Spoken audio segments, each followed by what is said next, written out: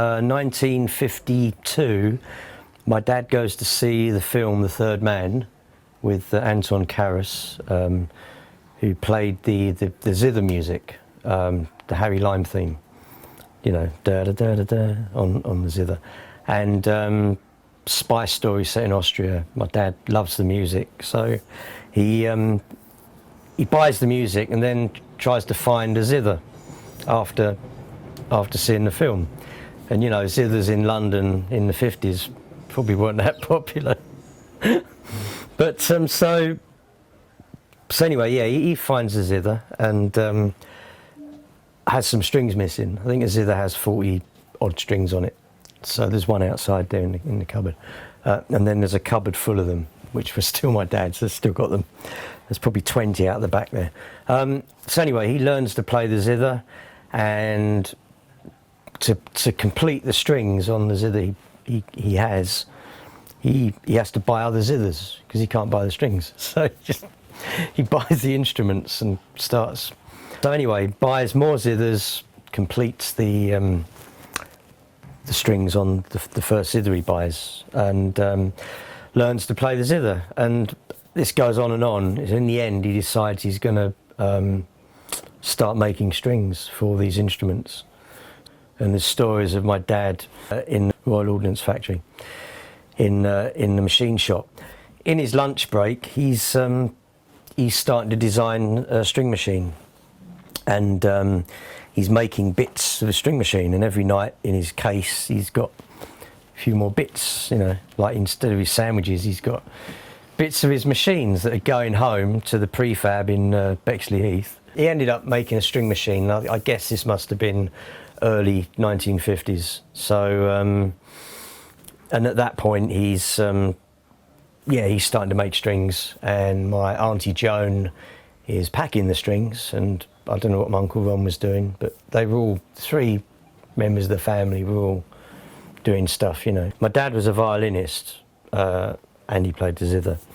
But so he was making violin strings and double bass strings. Yeah, well, that was the other thing, was the timing of which he got into it all, because quite soon after that, you know, the pop music scene started to happen. For the early 60s, it was mainly flat wound guitar strings and bass strings, and all the other stuff, alto harps, zithers, but all that stuff was kind of on the way out, you know.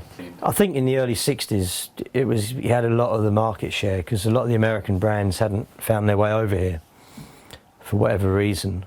And of course that led on to the luck with the endorsees, and your Pink Floyd and Who and Hendrix, in the right place at the right time. I think the bass at the time, in the early 60s, was kind of a thud, you know. It was like a bump. You didn't really get much tonal definition, so going from the flat wound string to the round wound string suddenly gave the bass that sort of zing that you know now. You know, guys like Chris Squire, you know, people like Roger Waters always used the flat wounds right the way through.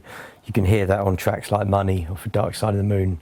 That is the sound of the RS-77 jazz bass. But the move to the round wound bass string kind of defined the brand, as it were, because John Entwistle come to the factory and they played around with different gauges, and you know, John would say, yeah, I like that, but can it be a little bit more this or a little bit more that? And my dad would go and have another string made, and he'd try it, you know, whether it was the core size or the wrap wire or whatever, until they got the gauging, the balance across the four strings, till it was really nicely balanced.